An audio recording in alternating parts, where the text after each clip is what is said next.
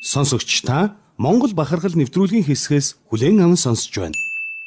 За эхлээд нөгөө өвөр монголчуудынхаа одоогийн ахуй байдлын талаар нэг жоохон товчхон яриа. Тэгэхээр өвөр монголчууд бол энэ газар нутгийн хуваарлалт хийсний дараагаар болохоор бүгдөө юу яасан байгаа өөр өөрсдийнхөө энэ нутаг бэлчээр дээр ингэж малаа малснаар төрийн нөгөө олон бодлогоодын дунд л амьдарч байгаа гэсэн үг. Тэгээд тэдний хувьд нөгөө Монгол гэрт ингээд нүүдэл суудл хийгээ дөрвөн улиралдаа нүүгээд амьдардаг байсан бол энэ байдал нь бол үндсэндээ арилсан. Одоо бол нөгөө өвлжөө тэгээд цуслан гэсэн юм хоёр хэлбэртэй зарим газраа шүү дээ. Зарим газраа бүр ингээд бүр суурин байдалтайгаар ингэж аж төрж байна. Тэгээд нөгөө Монгол гэрийн хэрэглээ гэдэг зүйл чинь бас байхгүй болчихсон тий. Одоо бүгд ингээд баашинд амьдардаг.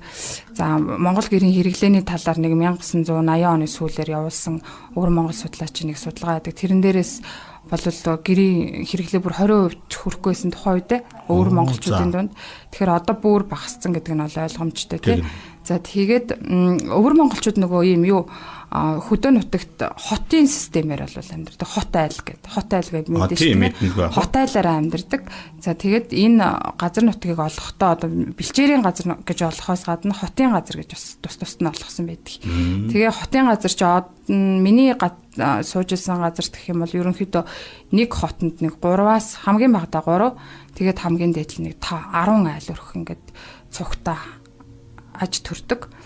За тэгээд тэд нар маань бол одоо хотел гэдэг чинь өөрөө хөдөлмөр зохион байгуулалтын хамтын хэлбэр те. Тэгээд нүүдэл судалтай шууд холбоотой тийм зүйл байгаа. Тэгэхээр тэр хотел болсон хүмүүс маань хамтаараа одоо зарим бэлчээрээ ингээд нөгөө тус нь ингээд таслахгүйгээр өөрөөсөө нэг том бэлчээрээ нэг том гашаалаад авчихна гэсэн үг. Тэгээ тэндээ ингээд малаа ээлжээрээ хариулах ч юм уу эсвэл нэг нь ажилдаа авахд нөгөөдхөө гуйх ч юм уу ерөн хотелууд нэгэндээ тустай хамтралцааны хөтөлбөрийн хувьд орчдөг шүү дээ. За өнөөдрийн чиний хонд явах ялж өнөөдөр чинийх маргааш таних гэл ингээд шиг юм байна. Нүүдэл сууд одоо нүүдэлтэй холбоотой зан үйлүүд байгаа шүү дээ тий. Унаг тамгалах ч юм уу эсвэл одоо ноосоо авах одоо ноолуур ямааны ноолуур самнах энэ төр гэл тэр бүгдээр ингээд хоршно гэсэн үг. Тэгээд тэрнээс гадна худаг усаа бас дундаа хамтарч эзэмшин хадлангаа бас одоо дундаа хамтарч эзэмшин. За иймэрхүү маягаар. Гэхдээ зарим хүмүүс нь бас ингээд дангараач гэдэг юм уу. Тийм тохиолдол байна л да. За би ч бас одоо анх энэ судалгааг хийх болоод өвөр Монголын хөдөө нутагт ингээд очиход хамгийн түрүүнд нүдэнд тусч исэн зүйл нь бас ингээд бэлчээрээ ингээд торлцсон тий хашаалчихсан гэсэн үг. Хашаалцсан байдал бол хамгийн түрүүнд нүдэнд тусч исэн. За тэгээд энэ юу нь яагаад ийм ингээд хашаалах болсон бэ гэдгийг ингээд угаас нь ярих юм бол ерөнхийдөө бол өвөр монголчууд ч юм угаасаа нүүдэл соёлоо тээж явж исэн арт түмэн. За ингээд 19 20 дугаар зууны их хүртэл энэ хэв маягтайгаа байж байгаа дөрвөн улиралдаа нүгээд бэлчээрийн соргыг дагаж ингэж явж исэн арт түмэн те. Тэгээ ингэж явж байгаад 1947 онд бол өвөр Монгол орон байгуулагдсны дараагаар нь болоод энэ мал аж ахуйн бодлогод бас нэг мал аж ахуйгаа бол сэргээх олон зүйлийн төрийн бодлогод авч эхэлсэн байдаг. Тэгээд дараагаар нь 47 оны дараагаар нь буюу 50-ад оноос ерөнхийдөө өвөр Монгол оронд бол нэгдэлчих хөдөлгөөн гэж өрнөсөн. За нэгдэлчих хөдөлгөөний гол онцлог нь бол бүгдөө ингээд хамтаараа тий хөдөлмөрлөөд хамтаараа улсынхаа эдийн засагт бол хувь нэмэр оруулж байгаа. Өөрөөр хэлэх юм бол Монголтой адилтгаж үзүүл нөгөө социалист нийгмийн үетэй яг адилхан тий. За ингэж яваад одоо мал бол улсын өмч байсан гэсэн үг. Тэгээ газар нутаг хүртэл улсын өмч байсан. За ингэж явж байгаад 1983 онд бол өвөр Монголд нөгөө ардын нэгдэл гэдэг зүйл задарсан. За энэ нэгдэл задарсны дараагаар бол малыг хувь хүмүүст буюу малчтад олгох ажил хийгдсэн. За үүнээс удалгүйгээр харин одоо бид нэр яриад байгаа нөгөө газар нутаг буюу бэлчээрээ малчтад буюу тэр үед нөгөө өөрсдөө амьдарч байсан бүх хүмүүст нь те одоо өвөр Монголын арт түмэнд бол эзэмшүүлэх нэрээр хувьд нь шилжүүлсэн байдаг баг. За тэгээд юуны дараагаараас одоо ингээд 85 онд бол бүгд найрамдах одоо хятад ард улсын бэлчээрийн тухай хууль бол нутаг бэлчээрийн тухай хууль гэ гараад тэгээд ерөнхийдөө одоогийн энэ малаа ингээ одоо бэлчээр нутгаа хашаалсан байдал нь бол тэр хуулиараа бол зохицуулагдчихэдэг. За тэгээ эндээс нэг юм харахад болохоор тэр хууль бол одоо нөгөө 80 85 оноос өмнө төрсэн хүмүүст бол бүгдэнд нь ингээ ямар ч байсан бэлчээр нутаг газар олгосон байна. Харин үүнээс хойш төрсэн хүмүүст бол газар нутаг бол олгох боломжгүй болсон. Өөрөөр хэлэх юм бол малчин байх эрхийг бас хаасан гэх юм дүр зураг бол харагддаг. Тэр 85 он тэр 80-ад оны үед тэр газрыг хуваахтаа малчин айлууд хуваахтаа одоо хүний тоогоор хуваасан гэж ойлгож байна зөв үү? Тийм. Тухайн үед яг одоо ам бүлтэй 5 ам бүлтэй айл бол 5 хүнтэй тооцоод нийт газар нутгаа авах гэсэн. Одоо зүгээр сонирхчил байна л да. Нэг хүнд ер нь хэдийн хэмжээний манай ч одоо 0.7 гэлээд байдаг ч гэдэг нэг хүний. Тэнд хэд одоо ер нь хэдийн хэмжээний газар онгорчсан байна. Тухайн үед нөгөө өвөр Монголын газар нутаг чинь нөгөө өөрөө маш өргөн уудам гэдэг түрүү хэлсэн те. Тэгээд маш олон одоо 24 хот хошуунд хуваагдаж байна. Тэгэхээр зарим одоо хүлэн буур жишээлх юм бол нөгөө газар нутгийн хэмжээ том байгаа.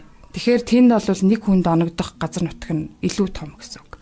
Тэгэхээр миний өөрийн судалгаа хийсэн газар нутгийн хувьд гэх юм бол газар нутгийн хэмжээний одоо бага. Тэгээд хүний тоо их байсан учраас нэг хүнд нэг 300 муу орчим ч юм уу 300-аас нэг 1000 орчмоор ингэж хуваагдчихсан. 300 муу гэдэг чи одоо манайхаар хэдэн метр квадрат? За нэг муу бол 0.6 гатаа тэнцдэг Монголын. 0.6. 300 муу гэхэр чинь нэлийн том юм шиг. 300 муу биш ээ. Нэг муу нь болохоор 0.6-тай тэнцдэг гэсэн үг байхгүй. 0.6. Тэгэхээр 300 одоо жишээл 5 ам бүлтэй айл байж тохиод 1500 орчим. Тэгэхээр нэг хідэн тэгээд тооцсон гэсэн үг. Нэлийн том газар санагдаад байна. Яг хоо ер нь бол нөгөө бэлчээрийн газар учраас тухайн үед хуваахтаа бол бас боломжийн. Гэхдээ энэ нь болохоор нөгөө одоо мал бэлчээрлэх зайг аваад үсэх юм бол бага. Бага та. Маландаа бол бага. Юм байна штэ тийм ээ. Гэхдээ тэнд нэг тийм бодлого байгаа нь юу вэ гэхээр нөгөө бэлчээр хувааснаас ч юм болоод энэ бэлчээр чинь өөрөө ингээ байнга нэг газараа л бэлчээрлүүлээд байвал сэлгэлт явагдах болчихж байгаа шүү дээ. Тэгэхээр энэ бэлчээрийн доройтол гэдэг нь маш ихээр өссөн өвөр Монголд. Тэр үүднээс нэг хоног тэдний талбайд маллах гэсэн юм тоо байгаа байхгүй юу. Тэгэхээр өвөр монголчуудын хувьд одоо ихээр бол маллаж болохгүй. Яг тэр тоондоо баригдаад малдаг гэсэн үг. Хэрвээ тэр тоогоос хэтрүүлэх юм бол одоо торгуул төлөх юм. Тийм байдаг. Тийм. Бүр торгуул мургуултай. Торгуултай тийм. Ямар сони. Үгүй одоо тэх бах та газар нь хязгаартай юм чинь. Тийм, газар хязгаартай. Бас нэг асуулт бодогдоод болдгоо. За ингээд манай Монгол ялгаагүй дээ. Малчид бол одоо ингээд морь малаа идлэж ун чиглэгэнд бол ховордоод голдуу машин мотоциклтэй болж иж болоод эхэлсэн байгаа харагдیں۔ Өвөр монголчууд бас адилхан одоо морь унаад одоо яг малдаа явдаг өвөр монгол малчин айл ер нь хэр илбэг тайралдаж байгаа юм явж байгаад. За яг би өөрөө болохоор Шилэнгол аймгийн Хөвөт шар хушуу гэдэг. Тэр захрын бас гол нутаг. За тэнд бол сулгаас тэрүүгээр бол ер нь морьтоо тэгж хон хариулах тийм зүйл баг байхгүй. Яг одоо хүлэн буур сүнэд тэр яг нөгөө юу байгаа газар нутаг уужим гэдэг тэр хэсэгтээ бол бас байгаа. Байдаг юм шиг байна ч. За ямар одоо баяр ёс заншлыг нь үзвдээ. За тий би чинь өөрөө нөгөө 14 оноос эхлээд энэ судалгааг явуулсан гэхээр ерөнхийдөө 3 жилийн хугацаанд бол тухайн судалгааныхаа газрыгаа байнга иргэд тойрчсон гэсэн үг. Тэгээд нэг суугатаа багада сар тэгэл тэрнээс илүү хоногоор судалгаагаа явуулж ирсэн л да. Тэгэхээр ерөнхийдөө миний хувьд ингээ жилийн дөрөв үйлрэлийг бол дамнаад судалгаа явуулсан байдаг. Тэгэхээр би ер нь өвөр Монголд байх хугацаанд бүхий л одоо баяр ёслолд нь оролцож ирсэн гэсэн. Гэхдээ хамгийн их нөгөө зуны дэлгэр цагт би өөрөө тэнд сууж ирсэн учраас монголчуудын нөгөө зуны дэлгэр цаг гараал ингээд намар бол хурим найр хамгийн их болдог тийм. Тэгэхээр миний одоо хамгийн их оролцож ирсэн нь хурим найр байгаа.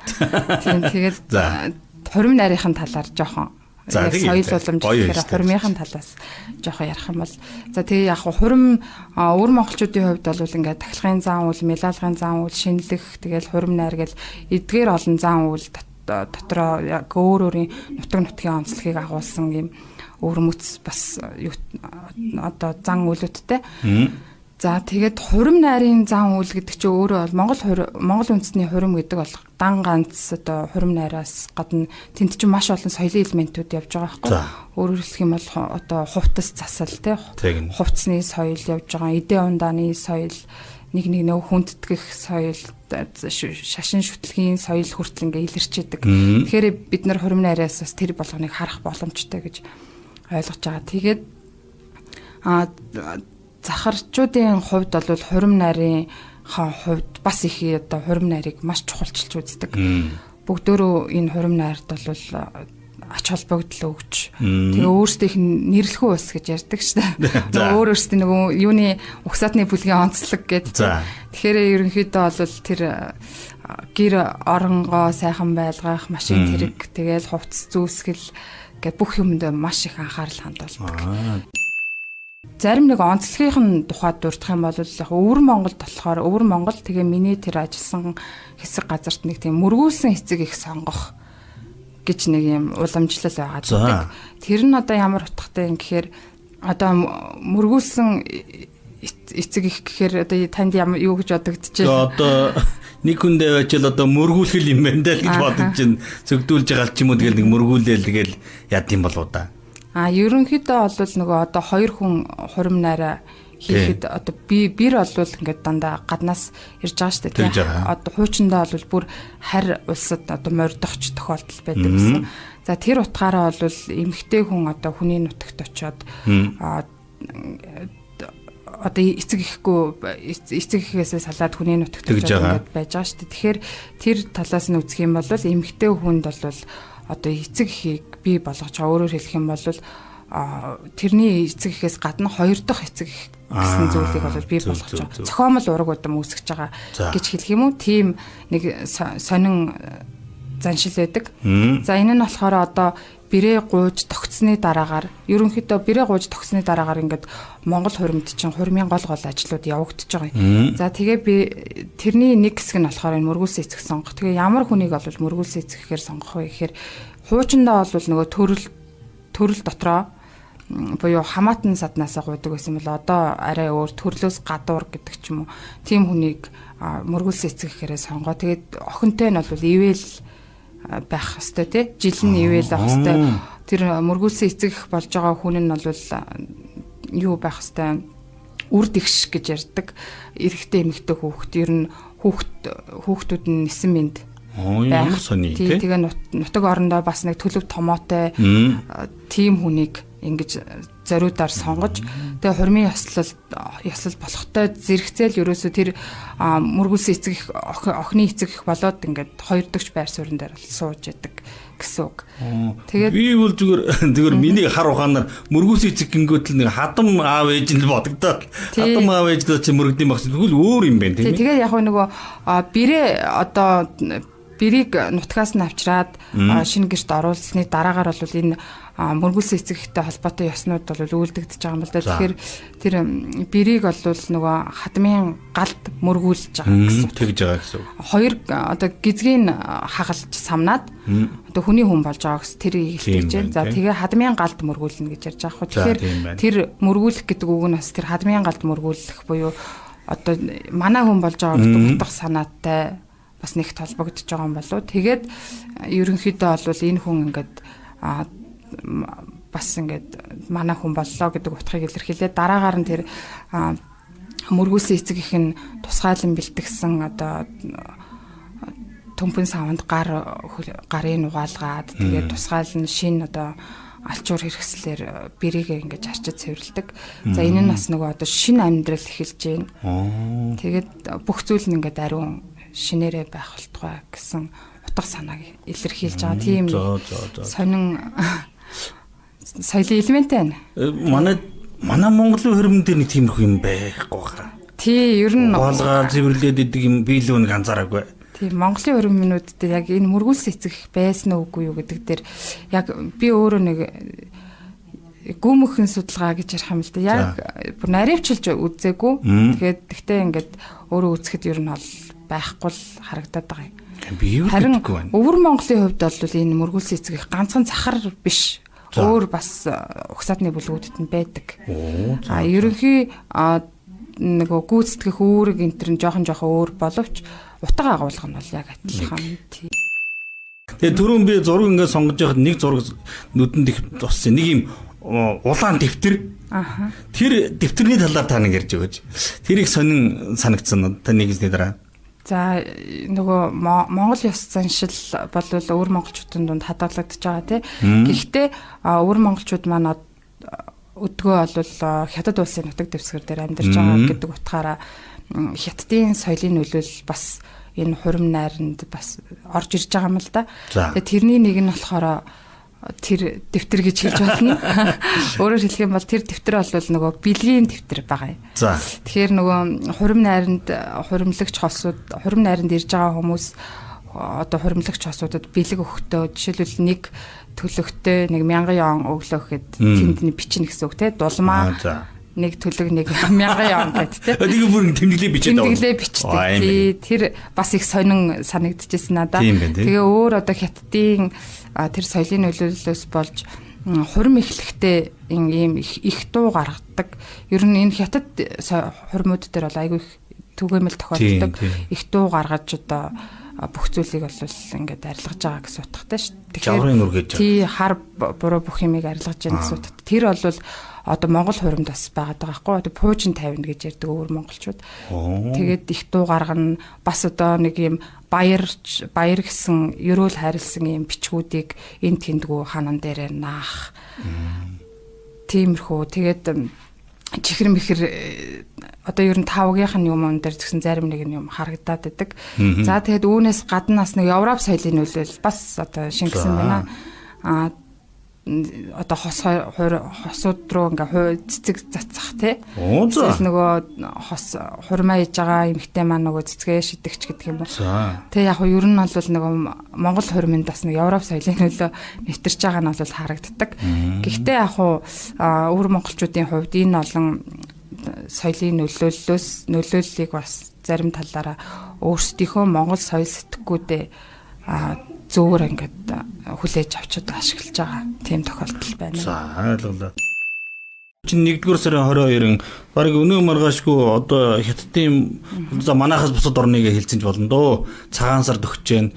Энэ өвөр монголчуудын сар шинэ шинэлэх ёслол нь ер нь ямар хуу онцлогтой байдیں۔ Тэр талаар та бас нэг тодруулж өгнө гэж. За би 2016 онд өвөр Монголд сар шинэ хөнгөрөөсчээсэн. За 16 онд ингээ өнгөрөөд яг тэр зүгээр нэг үйл явдлын л яриа л да. Тэг яг л одоо манайхтай цагаан сар гэдэг бол одоо хуучин оноо ухта шинэ оныг ухтаж байгаа тий. Хуучин оноо үдээд шинэ оныг ухтаж байгаа юм баяр байгаа. За тэгээд тэр утгаараа бас л нөгөө монголчуудтайгаа адилхан эртнээс бол цагаан сарда бэлтгэдэг. Цагаан сарынхаа баярт бол маш их ач холбогдол өгдөг бол арт түмэн гэж харсан. За тэгээд цагаан сарыг ерөнхийдөө нэг юм 3 хэсэгт хувааж болох юм болов уу гэж би харсан өвөр монголчуудыг.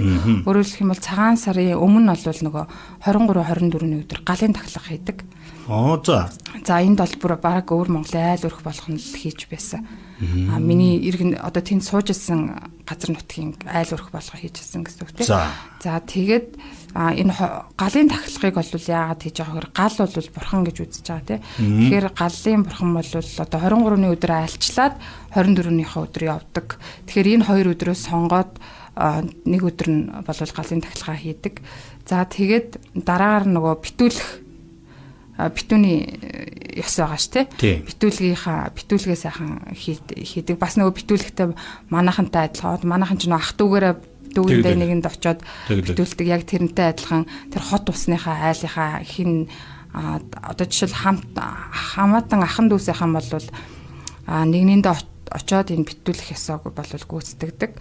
За тэгээд маргааш нь бол одоо бэлгийн тооллын шинийн нэгэн болж байгаа. Тэгээ шинийн нэгэндээ бол яг бид нар шиг одоо шинэ хувцас өмсөөд өглөө эртлэн босоод тэгээд одоо цагаан сараа ингээд үддэг байгаа. За яг энэ нөгөө анх би чинь тэнд очиод 16 оны тэр хавар. Тэгээд цагаан сарын өглөө өмнө манай айлын эцэгтэй намайг эрт босоорой гэд.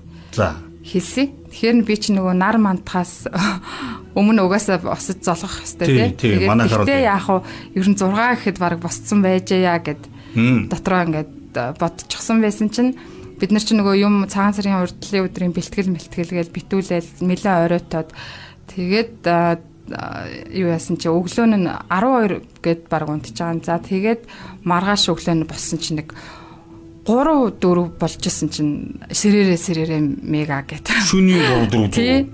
Өглөө 3 4 цаг. 2 3 цаг унтуулсан юм шүү. Тэгээд яасан чи 3 4 үед сэрээрээ гэд. Тэгээд би ч одоо ийм эртэл босдгийн бахтаа гэдээсэн чинь 4 цаг гэхэд л одоо хамгийн өндөр настай хот айлынхаа хамгийн өндөр настай хүнийд очиод золголтоо хийгээд. Тэгээд ерөнхийдөө юунууд өвөр монголчууд бол айлд золгохдоо заавал бэлэг барьж золгодог. Тийм өндөр наснда ихвчлэн одоо сүү тэгэл бусад зүйлсийг ингээ барьж золгодог. Тэгээд золгоод тэгээд дараагаар нь одоо ингээ яг дараалалаараа хотынхоо 7 айлтайс. Тэгээд 7 айлуудаараа бүгднгөөр нь ороод тэгээ өглөө бараг 6 7 гэхэд ингээ шинэлгээ дуусчихж байгаа. Шал өөр юм байна манайхаас тийм ээ. Маш эрт эхэлт юм байлээ цагаан сарын нэг өглөө. Тэгээд цагаан сараар яг нөгөө юу яаж байгаа. Би бас нөгөө тэдний цагаан сарыг сонирхоод ингээ төсөв энтрийн өрхийнхэн төсөв дээр яадын нэтэр өөрчлөлттэй юм уу гэсэн чи ер нь цагаан сараараа бараг 2 3 сарынхаа өрхийн төсвийг зарцуулдаг гэж тэд ярьдаг. Тэгээд манайхаас нэг юу өөр нэг гэх юм бол бэлэг өгч байгаа шүү дээ. Тэгж байгаа бэлэг өгч байгаа.